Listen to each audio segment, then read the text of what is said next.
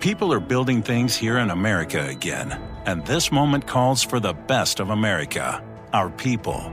Introducing America's Workforce Academy, built by Meta, a program helping to train the next generation of welders, fiber installers, crew leaders, and more. Paid training, a job, and a path to America's future. Because the future is for everyone. Learn more at meta.com/America's Workforce Academy. Suffering from dry, tired, irritated eyes?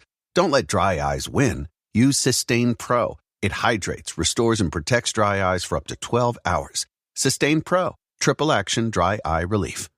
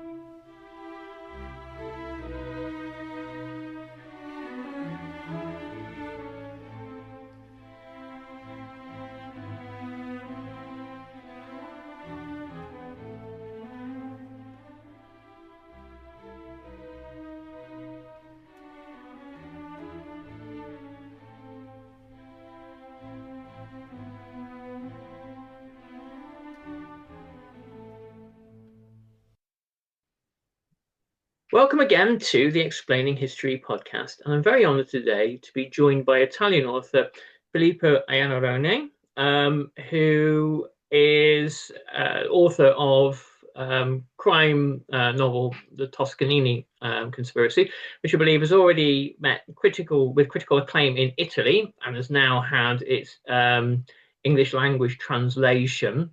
And the novel itself spans the kind of the height of the fascist period in 1935, all the way through to the immediate aftermath of the kind of the post-war era under the presidency of Luigi Einaudi, and as with all of these things, the kind of the memory of the fascist era and the war comes back like a kind of unexercised ghost to reemerge. So there's a huge amount to get into there, and I believe Filippo, there's a kind of a family connection to the story as well, which I think we will look at. But firstly, welcome. It's nice to have you here today. Thank you. And thank you for your introduction. Good. Thanks. So firstly, let's dive into just exploring about how the novel came about. I believe it's related to, what it would say a cold case, an unsolved crime, a real life unsolved crime. Is that correct? It's absolutely correct. I found very interesting the story that was told to me by an host in Valdorcia. I was traveling in Valdorcia with my wife, and there was a misty day in January and a few years ago. And then I decided to have a lunch. And we found a place, Locanda Toscanini. Was very easy for me during the lunch to ask to the host, why Locanda Toscanini? What's happened with Toscanini? Are you a fan of Toscanini? And he said, no, Toscanini was living here for years. I said, oh, I didn't know that. And suddenly he said, but you don't know anything about the murder of Dr. Toscanini. I said, no. And he started to tell me the story of the friendship between Toscanini and Dr. Rinaldi, a therapist specializing in arthritis. The story appeared to me very interesting at first, and I decided to make more research. So I went to consult all Corriere della Sera a collection of the 30s, and I found a huge material, a huge documents with nearly daily articles in the press about the case that came out from the murder of the doctor in 1935. And so by the archives of La Stampa and Corriere della Sera, I decided to investigate more, and unfortunately, it was not possible to find acts in the justice courts in Florence and in Brescia, but I got the report of another journalist in Bologna, Mm-hmm. in the library of the Archigymnasium, and so I had all the case in front of my eyes. So that was so interesting how the investigation suggested a lot of themes about the Italian history in the period of the 30s that I decided to connect this story to the life of my uncle. He was a Major General, Michele Iannarone, and that was a sort of a hero of the resistance when Rome was occupied by the Nazi in between the end of 43 and winter spring of 44, and he Mm-hmm. was liberated by the American troops. Um, that's the start of my novel. And as you say, there are two periods frame. The first one is in the 30s, that it's a sort of breaking point of the old fascist period with the new fascist period. And this is also found reason in the declaration of war of Mussolini against Ethiopia in 1935. Yeah. Pay attention, our murder dates back to September 35. And in the book, you can discover why there is this connection between the war in Ethiopia and the murder of Toscanini doctor. But even before 35, up from 1931, there is this friendship between Arturo Toscanini, that at that time was the most important direct conductor in the world.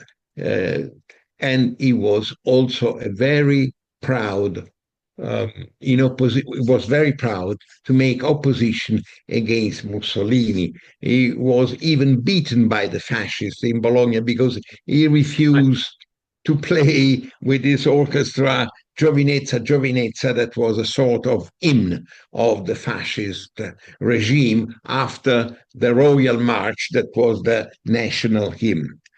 This friendship was very interesting to me. Consider that at that time, in this small village in Tuscany, which is Piazze, arrived a lot of very important people, we could say, using a modern term. Not only the Italian, like Umberto Nobile, the explorer, or Maurizio Gucci, or Salvatore Ferragamo, or Anita Garibaldi, but arrived people like the daughter of Mark Twain, arrived Rodinsky, arrived Fagoraga, that was a very famous tenor.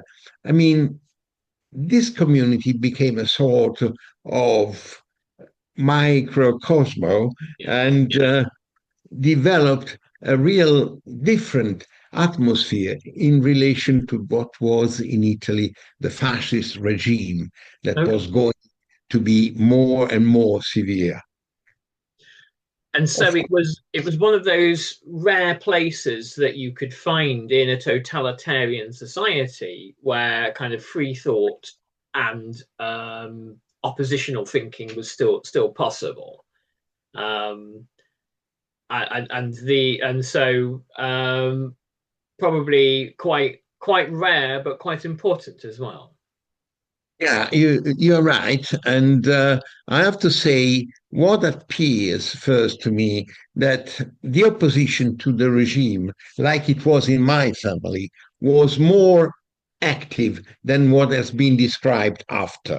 Right. The fascist regime was not so aggressive inside the families, but the families developed a very serious opposition to the Mussolini regime, particularly after 1935, the declaration of war to Ethiopia. So, in the moment that the fascist regime arrived at this peak with the declaration of Italian empire, no, that sounds incredible, no, a new Italian empire. That was the starting point of a very quick decline of the Mussolini influence on people, despite the fact that he was dominating everything. I always say, as a sort of a story, a comic story, that the fascist regime was even able to prohibit the use of the Christmas tree. That's something that many people doesn't know. No. But during the fascist regime, Christmas trees were just a symbol of decadence, of not Italian tradition. But in the family, the feeling to the opposition of the regime was growing and growing. And the same was in my family. So my uncle general developed this, particularly in the years of war. He was officer in Berlin for 2 years with a very high position because he was the officer that need to collegiate the two command on the Eastern Front. There was a front against Yeah. Russian. And in these 2 years, he developed a lot of contacts with the intelligence of English intelligence and American intelligence, and also with a lot of officers of German army that were in opposition of Hitler. When I say in opposition of Hitler inside the German army, Mm-hmm. can you imagine how it was possible with very discreet, very secret activities? But there were meetings, there were correspondences, there were relationships, very important. All this knowledge was brought by my uncle in Rome when he moved to the Commando Egeo, that was the command in Rome for the war in the Eastern Mediterranean area. And that was the start of his very important position that became essential after that the Mussolini regime collapsed on the 25th of July, 1943. Yeah. And Rome was declared città aperta, so a town where it was not possible to put war in, to bring war inside, was occupied by the Nazi, but there was a very strong opposition, particularly by what was the military clandestine front. And my uncle was one of the 5 commanders of this group that had thousands and thousands of partisans inside Rome. Unfortunately, the official history doesn't mention this group. I was just going to say this. If you are able to find a bibliography about this group, you don't find anything. There are only 2 books about. Maybe it's in the years some archives are in open and some secrets are no more private, but I guess in the future years that will come out more and more, year after year. And my uncle was injured by the Nazi troops, as I describe in the novel. That it's a true story, as it's a true story, his love story with Yolanda, that will become his wife shortly after the end of the war. And up from that time, he became a sort of civil servant for the most important institution of the Italian Republic. And it's my duty, I feel as my duty, to describe in my novels his actions, his adventure, his missions, just to remember how strong was the passion for values like freedom, like democracy, like fraternity, between brotherhood, between the Italian people at that time, and the role of my uncle in some very important secret affairs of the very young Italian Republic. Yeah. I mean, in the kind of the standard telling of the story of Italy in the Second World War, which is normally told from a kind of an Anglo-American perspective, is the landings in Sicily, where Mussolini's government essentially falls, and then the Allied campaign through Sicily, stopping at Monte Cassino, where it all gets bogged down, and then the landings at Anzio, which lead the Americans to race into Rome. And throughout all of that, in most history books that most people are going to read, most of the places in the world is almost entirely, in all of that, Italian passivity. We just get this picture of Italians looking at German tanks going that way and American tanks going that way and thinking kind of nothing of it, which obviously is ridiculous and can't be true. And so it's really interesting to hear about partisan activity. I would say there is kind of widespread ignorance about this, and about the idea that there was kind of active anti-fascist organizing and military anti-fascist organizing in Rome itself. So I think that, like you said, there's almost nothing written about it, and it's you do a real service actually bringing this out here. What was do you think the overall impact of this partisan activity? Did it achieve an awful lot? People are building things here in America again, and this moment calls for the best of America, our people. Introducing America's Workforce Academy, built by Meta, a program helping to train the next generation of welders, fiber installers, crew leaders, and more. Paid training, a job, and a path to America's future. Because the future is for everyone. Learn more at meta.com/America's Workforce Academy.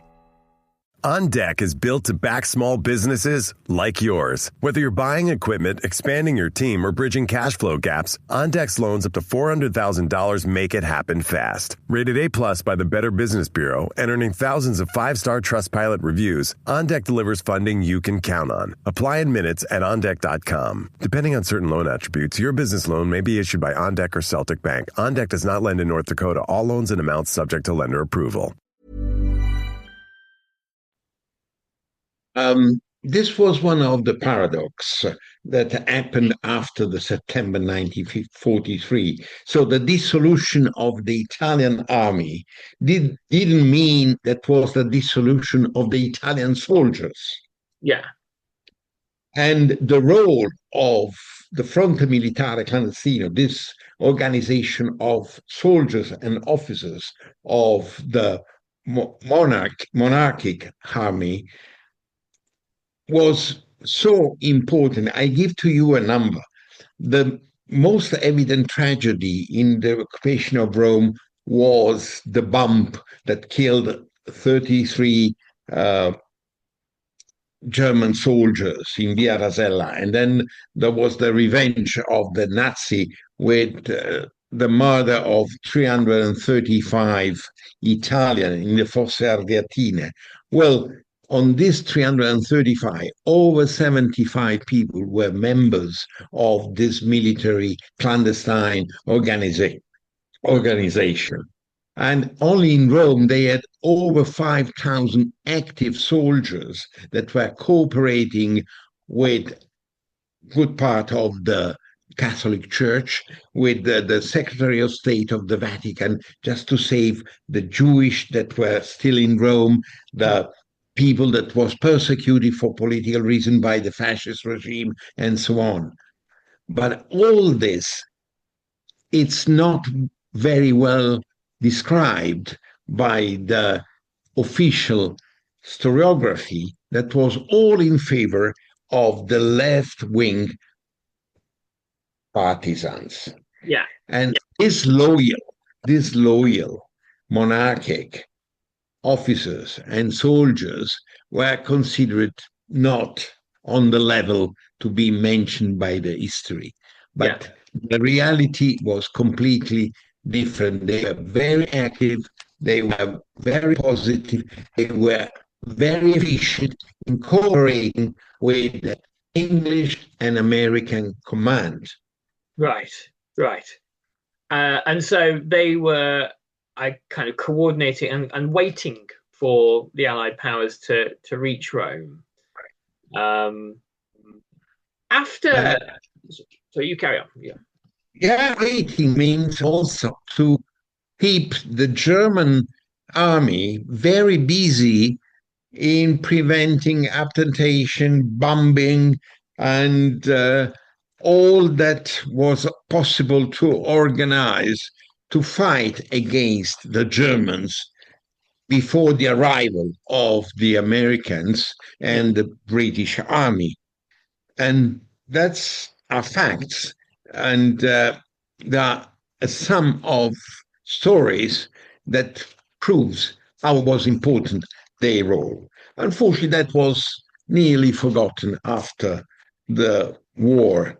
And one of the reasons was the dominance of the Communist and Socialist Party at that time in the Liberation Commission for Italy. And then, the monarchy lost the referendum. The Italian people decide to be governed by a Republican institutions. And so even the army that was loyal to the King Savoia followed the same destiny of the king. Yeah. But the value of the people was very well recognized also by the highest institution of the new republic. That's why the president Luigi Einaudi called my uncle to make this investigation on Toscanini. And the investigation was done and existed, and it's documented in the archive of the Quirinale, the institution of the President of Republic. I want not to spoil something in my book, but you can find tracks of that in my book, and they are official documents. So let's now fast forward from the fascist period through the war to 1946, which is, I think, where part of the novel is set. For those people who don't really know much about post-war Italy, what is it's a shattered country after the war, and it's still some still quite violent as well. There's fighting ongoing between the partisans and fascists in small pockets across the country. So the idea that after May 1945 everything is kind of nice and peaceful, and that's not really the case, is it? Wrong. That's absolutely wrong. I mean, the end of the war was the end of the international war of Italy against the other nations. But inside of Italy, the civil war continued. The civil war started after the fall of Mussolini regime in July 1943. And I have to say, was on for years. I could say that maybe the terrorist period that we lived in the 70s was just one of the last consequences of this civil war. And there is a reason why, because the worker class that trusted the left wing's party, like the Communist and the Socialist Party, believed that the end of the war meant also the start of a social revolution, socialist revolution, like it was in Russia in 1917.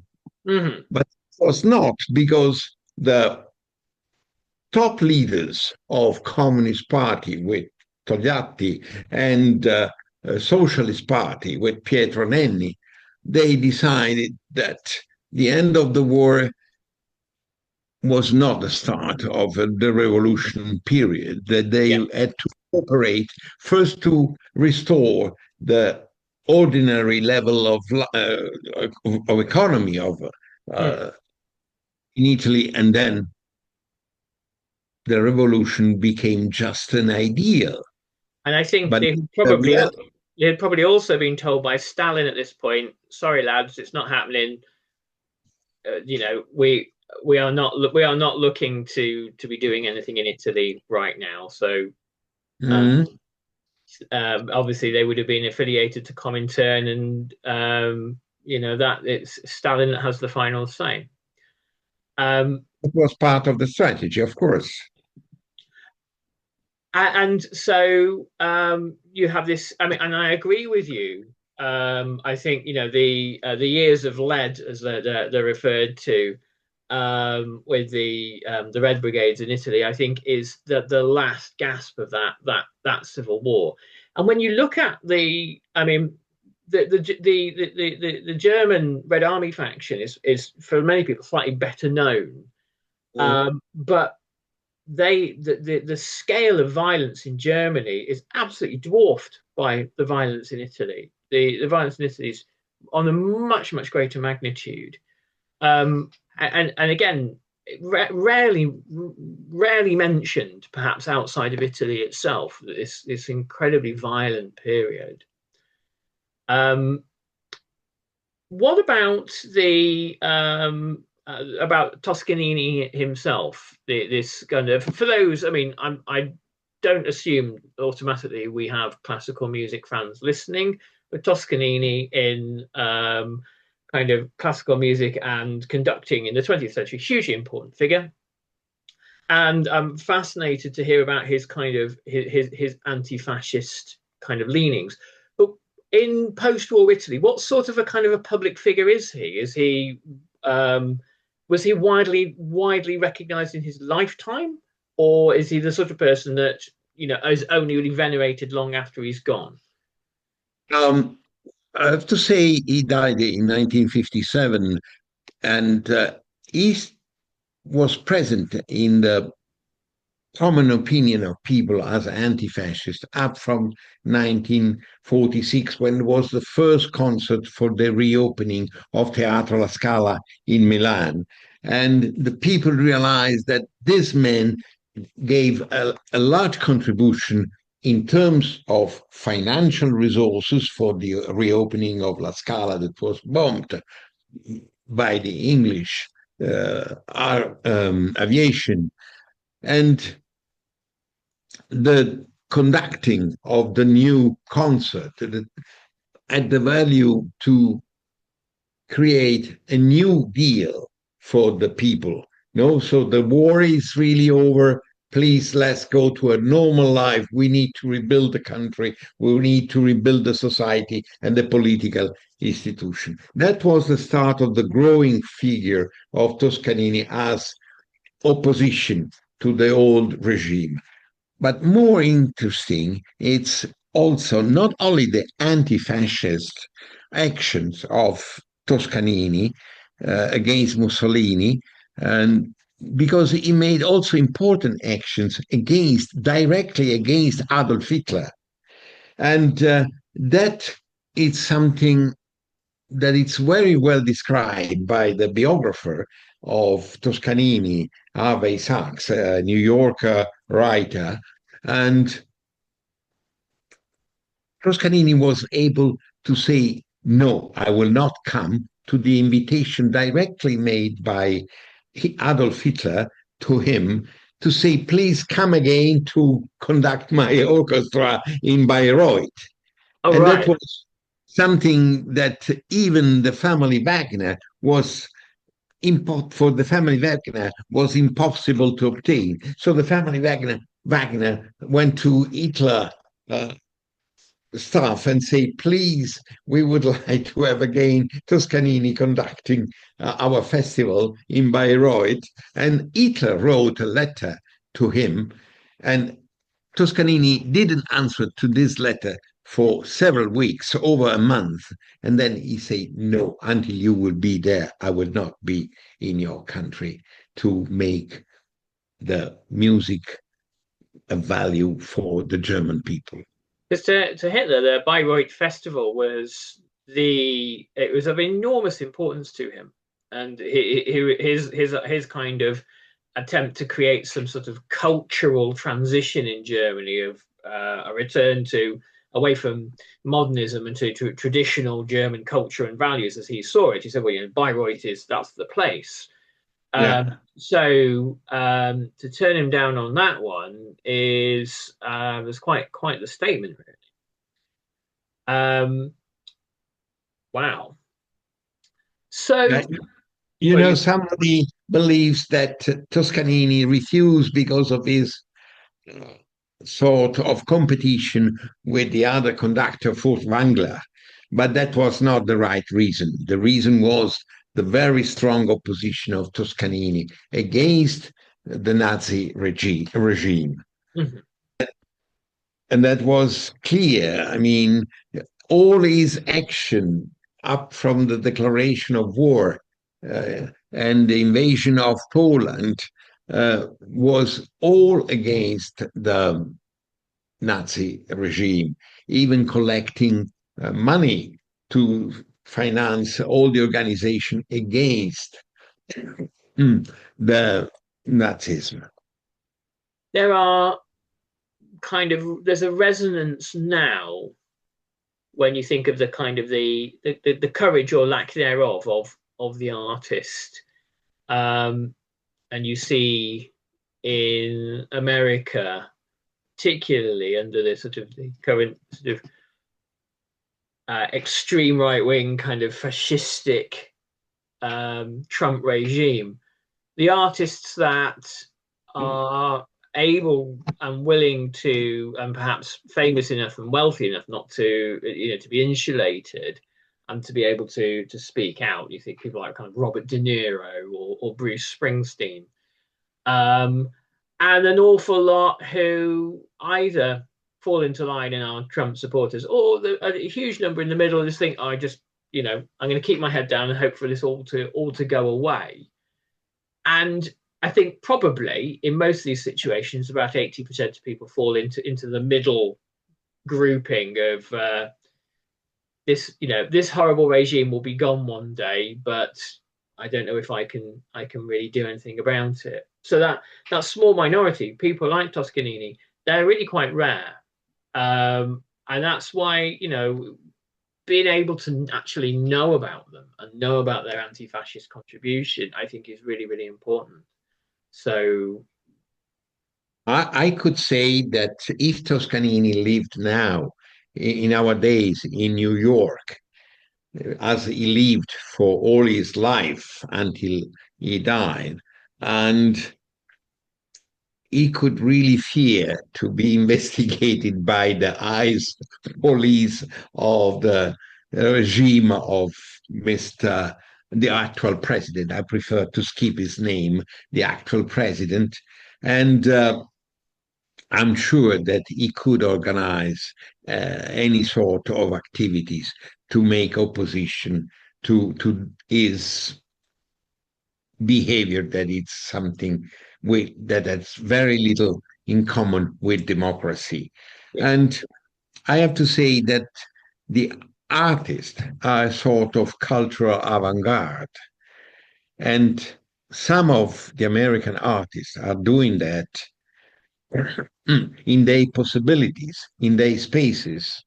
But it's very hard to be against somebody that has the power of billions of dollars, that is allied with tycoons that have fortune, that wins the gross, I don't know the English word for it, sorry, the gross product of state like Poland, for example. Yeah. I'm referring to Mr. Musk, of course. Oh, No, yes.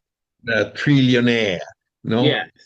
uh, so I feel it's not. I always say when somebody asks to me, "What you think that this period will be over when the actual president would be not re-elected, or when he will lose the majority in the American Parliament in midterm votation?" I always say, "Watch out! There is a class behind him.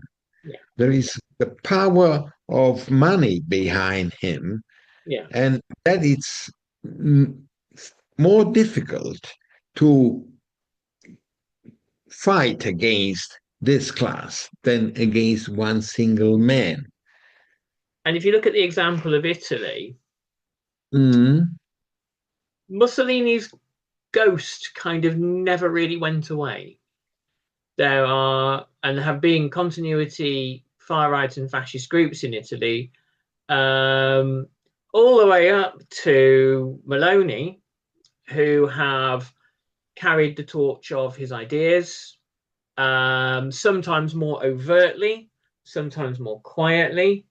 But I think that long after Trump's death, there will be Trumpists in America and people who, long after it's all been discredited, long after, his children have been thrown in jail, long after there's been some kind of moderate democratic renewal, there will still be people in 2040, 2050, 2080 saying, actually, I think he got most of the big calls right. And so they will always kind of be there. And I think Introducing America's Workforce Academy, built by Meta. Paid training, a job, and a path to America's future. Because the future is for everyone. Learn more at meta.com/America's Workforce Academy. Refresh your next pasta night by shaking up your red sauce routine with Bertolli Alfredo, America's #1 selling Alfredo sauce. Bertolli Alfredo is made with fresh cream, real butter, and aged Parmesan cheese. And just like all Bertolli sauces, it's inspired by Tuscany and rooted in over 160 years of Italian tradition. Rethink pasta night. Take the Alfredo. Bertolli. Buy now at a grocer near you. Source Circana Total U.S. Multi-Outlet White Sauce Dollars Units Pound Sales Calendar Year 2025. They, the tides of kind of Italian post-war politics that have swept back and forth have sometimes favored people like that, and sometimes not. But they're definitely, they never went away. I agree 100% with you, because in the next book of the serial of Colonel Mari, which is the main character of the Toscanini Conspiracy novel, and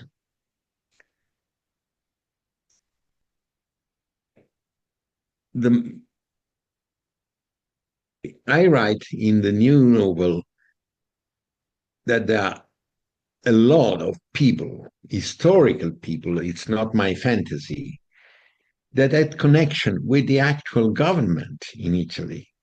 We have the vice president of Italy, which is the president of the Senate, Italian Senate, Mr. La Russa.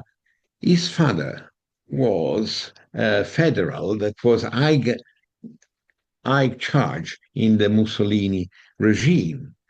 He collected statues of Mussolini in his house and pretends to say that this is normal.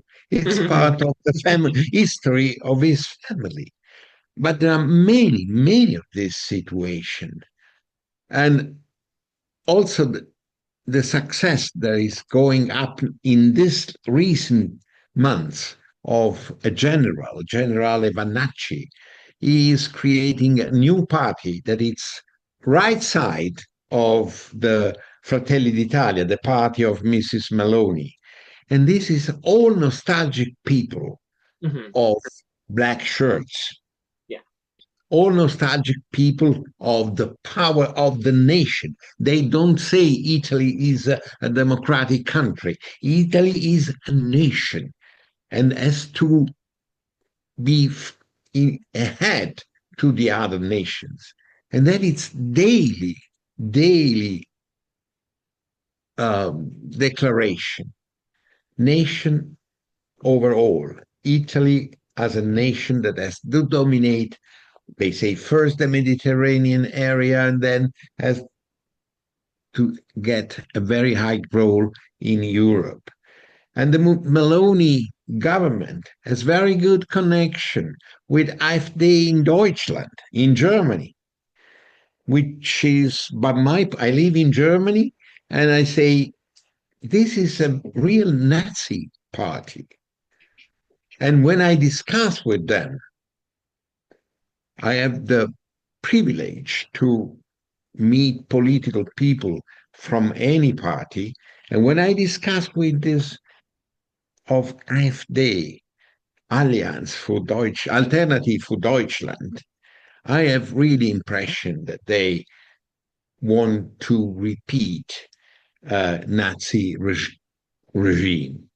And the same with the maximum of respect. It's for another coming out party, which is Farage party. Yes. Our very own little proto-fascist. What to say about? I mean, it seems there is a part of the society that love black shirts, that love to have a regime, a dictator like in the Roman institutions, no? And it's very sad. That's why we have to continue to publish novels that say what was the real story, what was the real history, what was the real value. Yeah. And Felipe, that's why it's been such a privilege, really, to talk to you today. I think it would be a bit pompous to announce this as an anti-fascist podcast, but it basically is, and it's something I seek to further in as much as everything that I do. While we're here, let's give the book a quick promotion. So it's currently available in the English language, so it will be available in UK, US, and other English language bookstores. If you, as we always say on the podcast, if you can avoid buying it from a giant online retailer, please do that. Please buy it from your local bookstore. Buy it from a place that is part of your community, because fascism thrives when communities die. Okay, so make that your anti-fascist action for the day. Buy the Toscanini Conspiracy, but buy it local or direct from the publisher if you can't do that. Thank you for that. And I'm available to your podcast at any time you wish to have a discussion about the European new fascist and the European history of fascism. Let's do that. So I'll drop you my email a little while, and let's arrange another time to talk about the fascist crisis that we exist in at the moment. Perfect. I thank you very much for your hospitality. You're welcome. It's been so lovely to talk to you. Let's finish there. All the best for your public. I hope they will grow, and grow. Thank you.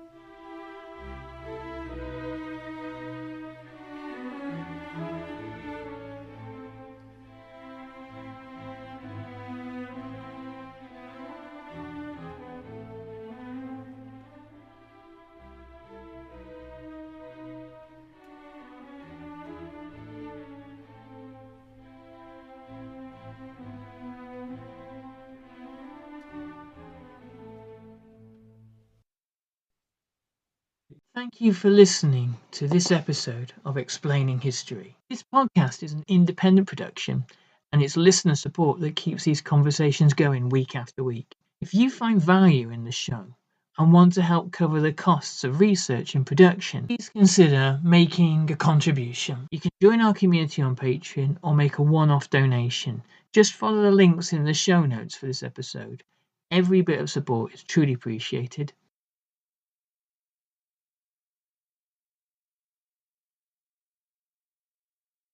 Thanks again for listening.